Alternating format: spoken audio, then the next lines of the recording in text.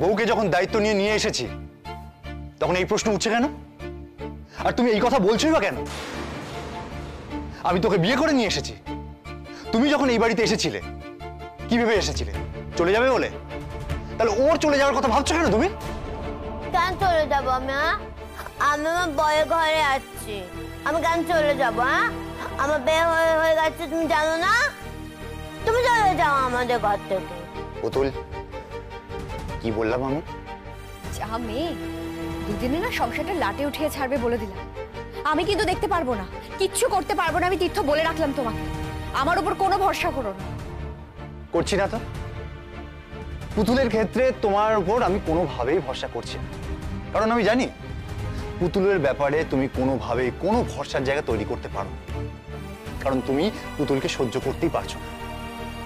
এটা অসহায় মেয়ে। আর তুমি কি, তোমার উপর আমার কোনো রকম এক্সপেকটেশন নেই। সেরকম হলে আমি পুতুলকে নিয়ে এই বাড়ি ছেড়ে চলে যাই। তাই যাও, যাও তুমি। চাকরি বাকরি ছেড়ে দিয়ে বউয়ের মুখের কাছে মুখ নিয়ে বসে থাকো। মাইন্ড ইওর ল্যাঙ্গুয়েজ বৌদি। তুমি নিজেকে নামিয়েছো বলে এই নয় যে আমি নিজেকে নামাতে পারবো না। সেরকম হলে আমি পুতুলের বাড়িতে গিয়ে থাকবো। আমার বাড়ির লোক যদি আমার সঙ্গে কোঅপারেট না করে তাহলে তো আমার উপায় নেই। সেটা তো পরিষ্কার বুঝতেই পারছি। দৃশ্যটা না আমার চোখের সামনে ভাসছে, শুধু এখন সময়ের অপেক্ষা। আশা করি তোমার কথা শেষ হয়েছে। দেখো বৌদি, এত রাতে তোমার সঙ্গে এইসব ব্যাপারে আমি তর্ক করতে চাই না। তুমি এখন এসো, আমি তোমার কাছে হাত জোড় করছি। তুমি হাত জোড়ও করছো? আর তো কোনো উপায় নেই, তাই না? এমনিতে তো যাচ্ছ না, হাত জোড় করলে তবু যদি যাও। তীর্থ এত বদল, একটা মানুষ এতটা বদলে যেতে পারে? হ্যাঁ পারে। তুমি তখন থেকে আমার স্যারকে উৎকান্ত করে মারছো বাপু। হ্যাঁ, একটা মানুষকে কেউ কখনো এত জ্বালাতন করে? তখন জ্বালাতন করেই যাচ্ছে। আমি একটা অসুখলা মানুষ, আমার না ঘুমালে শরীর খারাপ করে, জানো তুমি? হ্যাঁ, তোমার তো স্যার ওষুধ দিল, যাও গিয়ে খেয়ে ঘরে ঘুমিয়ে পড়ো। যাও, চলো যাও। দেখি কতদিন এই হাবাগোবা মেয়েটাকে নিয়ে তোমার চলে, আমিও দেখব। যাওয়ার আগে উত্তরটা শুনে যাও। সারা জীবন যতদিন পুতুল বেঁচে থাকবে, যতদিন আমি বেঁচে থাকবো, ততদিন।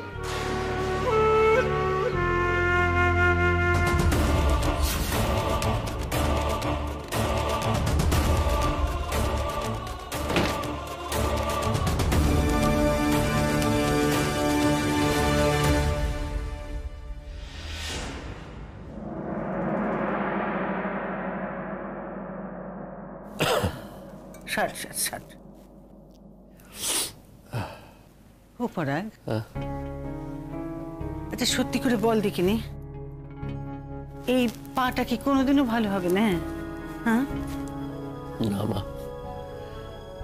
আমার এই পাটা আর কোনোদিনই ভালো হবে না। ও কি কথা?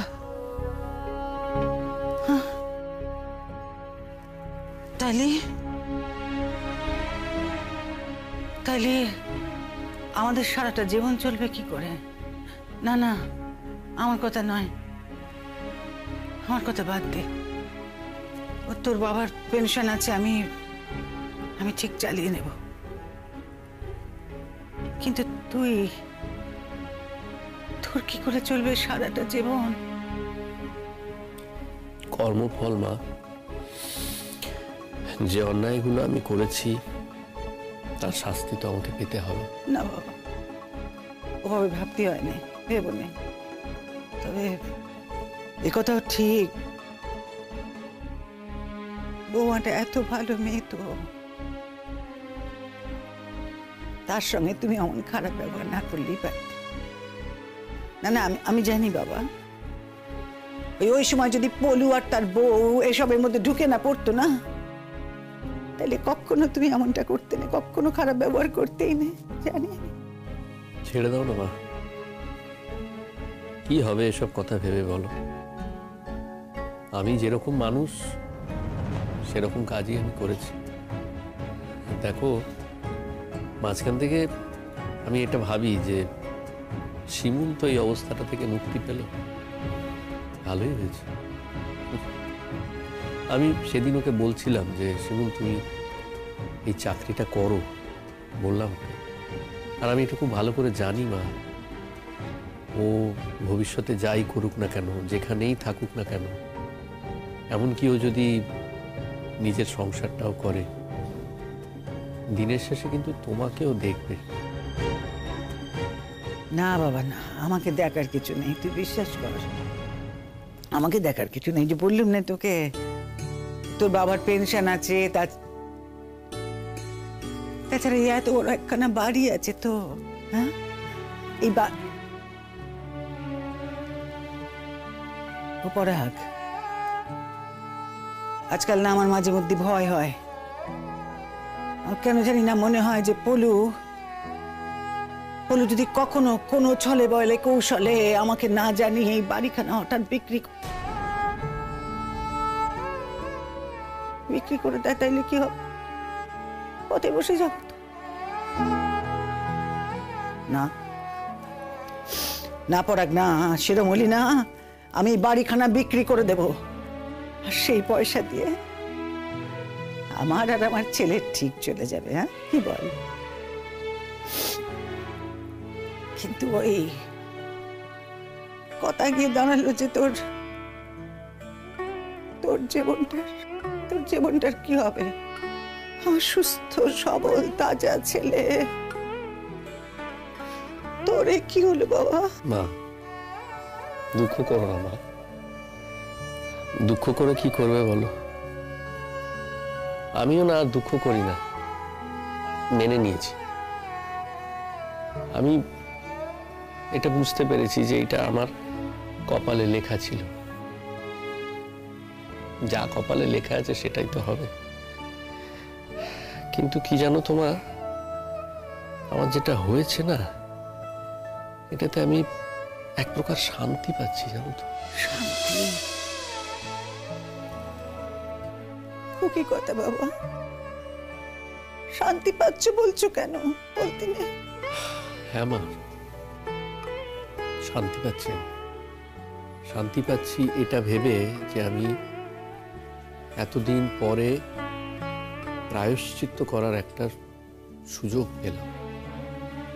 অনেক অন্যায়, অনেক অত্যাচার, অনেক অপরাধ তো করেছি মা। একটা মেয়ে আমাদের বাড়িতে এসেছে, সরল পরিষ্কার মন নিয়ে, অনেক স্বপ্ন নিয়ে এসেছে আমাদের এই বাড়িতে সংসার করবে বলে। তার তো কোনো দোষ ছিল না, তাকে সংসারটা করতে দেওয়া হলো না, করতে পারলো না সংসার। দেখো, শতদ্রুর সঙ্গে ওর যাই থাকুক না কেন, সেগুলোকে তো ও বয়ে নিয়ে আসেনি, সেগুলোকে তো ছেড়ে এসেছে। ও সবটা বিসর্জন দিয়ে তবে এসেছে। আমি মনে মনে কি করে সেটা অবিশ্বাস করি বলতো? পরাগ, একটা কথা বলি। হ্যাঁ মা, নিশ্চয়ই বলবে। তুমি ছাড়া আর কে বলবে বলো তো? এখন তো তুমি আমার সব থেকে ভালো বন্ধু, মা, তাই না? কেউ তো আর আমার পাশে নেই, কেউ আসেও না। তুমি আসো, তোমার কাছে তো আমি সব সব কথা বলি, মা। নিশ্চয়ই বলবো, বল। কথায় বলে নে, কুপুত্র যদি বা হয় কুমাতা কখনো নয়। তাছাড়া অমন ভাবে ভেবো নে বাবা, তুমি তো তোমার ভুল এখন বুঝতে পেরেছো। তুমি তো বুঝতে পেরেছো তুমি যা করেছো ঠিক করোনি। শোন, আমি তোমাকে ছেড়ে কোথায় যাবো? তোমাকে ছেড়ে আমি কখনো কোথাও যাবো না। তুমি আমার প্রথম সন্তান, কত কষ্টের সন্তান। আমি তোমাকে একা ফেলে কোথাও যাবো না বাবা, কোথাও যাবো না। তারপরে আবার এত বড় একখানা ধকল কাটিয়ে উঠেছো বাবা তুমি। তোমার তো ফেরারই কথা ছিল না। আমি যে তোমাকে ফিরে পেয়েছি এই তো আমার অনেক। ভগবানকে শত শত ধন্যবাদ জানাই বাবা। আমি কোথাও যাব। তাছাড়া তোমার উপর আমি রাগ করি কি করে? তোমার উপর তো আমি রাগ করতে পারবো না। ওই যে মরার উপর রাগ করে কেউ সেই মরাকে আবার মারে না তো। তোমার উপর আমার আর কোনো রাগ নেই। ওই যে বললাম, যতদিন না আমি চোখ বুঝি আমি তোমার কাছে এটাই তো চিন্তা আমার, যে আমি যতদিন বেঁচে আছি ঠিক আছে, কিন্তু আমি এই পৃথিবী ছেড়ে চলে গেলে মানে আমি চোখ বুঝলি তখন আমার পরাগের কি হবে? হ্যাঁ, আমার মতন করে তোমাকে তো আর কেউ আগলে রাখবে না বাবা। কেউ তো এইভাবে তোমাকে দেখে শুনে বাথরুম টাথরুম, তখন তুমি কিভাবে যেতে পারবে? সেই শুধু আমার চিন্তা। তুমি চিন্তা করো না মা, যা হবার তাই হবে। যদি সেরকম পরিস্থিতি আসে তাহলে আমি না হয় কোনো আশ্রমে চলে যাব।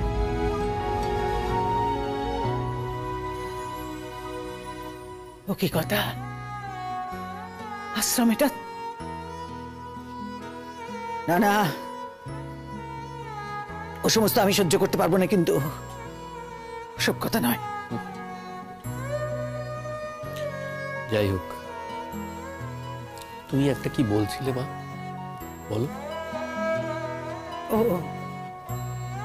হ্যাঁ, আমি বলতে চাচ্ছিলাম যে ওই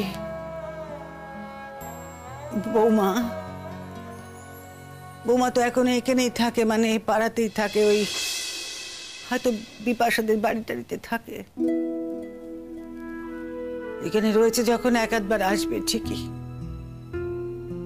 ও কাল তো আমার পুতুলের বউ ভাত ছিল, আমরা তো কেউ যেতে পারলাম না। বৌমার যাওয়ার কথা ছিল জানিস।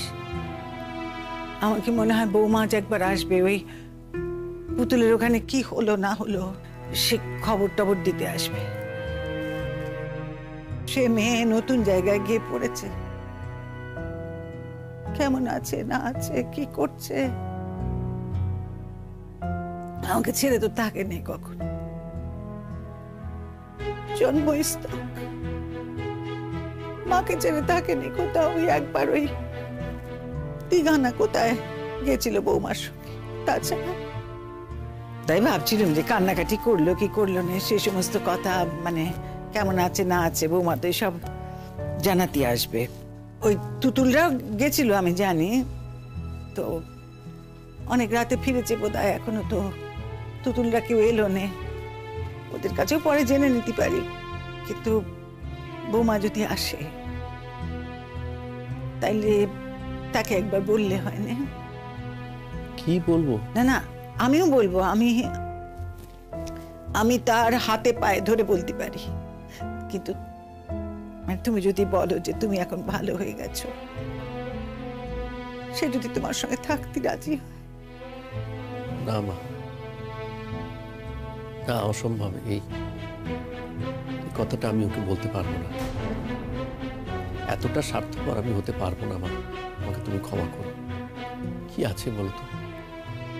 তুমি ভেবে দেখো, শিমুলের জীবনে এখন কত আলো, কত আলো। ওকে এখানে এই অন্ধকারের মধ্যে কেন আমি টেনে আনবো মা? আর আমার মতো একটা মানুষের সঙ্গে কেন ওকে জীবন কাটাতে বলবো? কি আছে আমার? না মা, এটা হয় না। শিমুল খুব ভালো থাক, ও নিজের মতো করে সুন্দর করে জীবনটা কাটাক। আর দেখো এই কথাটা তো সত্যি যে শতদ্রু ছেলেটা তো খুব ভালো, তাই না? শিমুলকে খুব ভালোবাসে। শতদূর তার কথা তো আজকাল আর শুনছি না। মানে মাঝখানে সে কিছুদিন যাতায়াত করেছিল বটে, কিন্তু আজকাল আমি আর তার কথা শুনতে পাচ্ছি না। আমি জানি না ঠিক করে, কিন্তু বৌমার সঙ্গে কি তার যোগাযোগ আছে আদৌ? কি জানি, হয়তো দুজনের মধ্যে মতের কোনো অমিল টমিল হয়েছে, তার কথা তো আর শুনি না। হতেই পারে, হতেই তো পারে। দেখো এই যে শিমুল আমার সঙ্গে এখনো যোগাযোগ রেখে চলেছে, আমাদের যে ডিভোর্স হয়ে গেছে তারপরেও ও আমার সঙ্গে একইভাবে যোগাযোগ রাখছে, এটা তো শতদ্রুর পছন্দ নাও হতে পারে, এবং না হলে কিছু বলার নেই, সেটা স্বাভাবিক।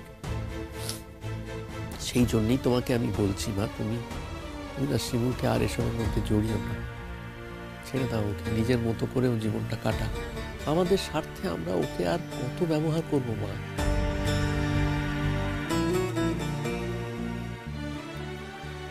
মা, বৌমা, বৌমা, এসো এসো, এই অনেকদিন বাঁচবে গো, তোমার কথাই বলছিলাম আমরা দুজন। এসো। হ্যাঁ, আসলে নিচে তোমাকে দেখতে পেলাম না, তাই ভাবলাম। এসো এসো মা, এসো এসো, ভেতরে এসো। এই দেখো নে, আমাকে তো আজকাল বেশিরভাগ সময় আমার ছেলেটার কাছে থাকতে হয় না। হ্যাঁ গো মা, ও তো আর একা একা উঠতেও পারে না। ও বৌমা, এই যত দিন যাচ্ছে পা দুটো অবশ হয়ে যাচ্ছে গো। বাথরুম টাথরুমে নিয়ে যাওয়া, সেও আমাকেও নিয়ে যেতেই হয়, আর পেরে উঠছি না বৌমা। একটা লোক খুঁজছি, তোর ছাই সে লোকও কোথাও পাচ্ছি না। কি করি বলো তো, আমার দ্বারা হয় এত কিছু? মা কি আশ্চর্য! আচ্ছা শিমুল এলে তুমি সবসময় আমাদের সমস্যার কথাগুলোই কেন বলতে থাকো বলতো? এই তো তুমি বলছিলে তুমি জিজ্ঞেস করবে যে দিদি কেমন আছে, সেগুলো জিজ্ঞেস করো। মা, লোক কিন্তু একটা রাখা দরকার। তোমার পক্ষে এখন এসব করা সম্ভব নাকি? আমি বরঞ্চ একটা লোক খোঁজার চেষ্টা করব। না না শিমুল, শোনো, লোক দেখতে হবে না, আমি পারবো, আমি ওই ধরে ধরে পারবো সব করতে। দেখেছো মা, কিছুতেই লোক রাখতে দেবে না গো, কিছুতেই দেবে না। না আমি বুঝি, আসলে ভাবে কি জানো তো, এখন তো চাকরিটাও নেই, মানে চাকরিটা আর ঠিক করে করতে পারবে কিনা কোনোদিন জানে না তো, তাই বোধহয় কি বিপদে পড়েছি বলো দেখি বৌমা, কি করবো আমি এখন? মা, তোমার ছেলে প্রাণে বেঁচে ফিরেছে, সেটাই অনেক ঈশ্বরকে ধন্যবাদ জানাও, এটাই মানো। আর তারপরে যা বিপদ আপদ আসবে সেগুলো তো কাটিয়ে উঠতেই হবে। তবে হ্যাঁ, লোক ছাড়া কিন্তু চলবে না। তোমার পক্ষে তো আর এত কিছু করা সম্ভব নয়। আমি পারছি না গো, শুধু ওই ধরে ধরে নিয়ে যাই সব সময় বাথরুম টাথরুমে, সেটাও তো ভালো করে পারি না, ওই যাতে পড়ে না যায় কোনোভাবে ধরে থাকি আমি ওকে, জানো। কিন্তু এখানে তো সবসময় বসে থাকলে আমার চলে না, নিচে যেতে হয়, তো ওর খাবার তৈরি করতেই যেতে হয় বৌমা। হ্যাঁ, পেট পেট কি করি বলো, পেটে তো দুটো দিতেই হবে, তাই না? ওই যাই রান্না বান্না করি আর ভয় ভয়ে থাকি, কি জানি ছুটে ছুটে আসি বারবার, কি জানি দেখি পড়ে টড়ে গেল কিনা, একা একা ওঠার চেষ্টা করেছে। একবার কি হলো জানো বৌমা, ওই পা পিছলে পড়ে যাওয়ার মতো হয়েছিল জানো। যদি পড়ে যেত কি করতুম আমি? পারতুম না তো, আমি তো তুলতেও পারতুম না। তোমার ছোট ছেলে কোথায় মা? কে জানে, জানি না গো মা, দুদিন ধরে তার কোনো পাত্তাই নেই, বাড়িতে ফেরে নে, তবে কাল ওর দিদির বউ ভাতে গেছিল কিনা আমি জানি না। আমাদের তো চোখে পড়েনি। বলছিলাম কি, আমার মেয়েটা কি খুব কান্নাকাটি করছিল। সেটাই তো স্বাভাবিক, কান্নাকাটি তো করবেই। বারবার জিজ্ঞেস করছিল আমাকে, জানো তো, যে মা কেন আসেনি, মা কোথায়। তোমাদের জন্য বড় মন কেমন করছে। তত্ত্ব পাঠিয়ে দিয়েছিল মা তুতুলের হাত দিয়ে। নানা তত্ত্ব পেয়েছে, কিন্তু পুতুল দিকে তো জানো এসবের থেকে লোক বেশি ভালোবাসে। বারবার তোমাদের খোঁজ করছিল, কিন্তু কি আর করা যাবে। অবশ্য কাল তো পুতুল দিয়ে আসবে। হ্যাঁ, কাল আসছে বুঝি? ও বৌমা দাঁড়া, ওই আমি ভাবছিলাম কি তোমাকে একটা কথা বলি। অবশ্য বলতে ভয় ভয় করছে না। তুমি বললে যে কাল পুতুল আসবে, কাল যখন পুতুল আসবে তুমি আসবে তো মা? মা, নতুন জামাই আসবে, তুমি একা সবকিছু সামলাবে কি করে বলো? আমি আসবো, এসে করে দিয়ে যাব। না শিমুল,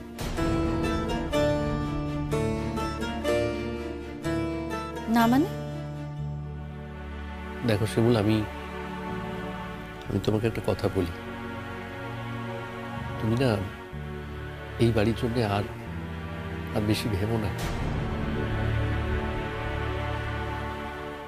তুমি এখন এই মুহূর্তে কাছাকাছি আছো, তাই তুমি যদি না থাকতে তাহলে কি হতো? মাকেই তো সব করতে হতো, তাই না?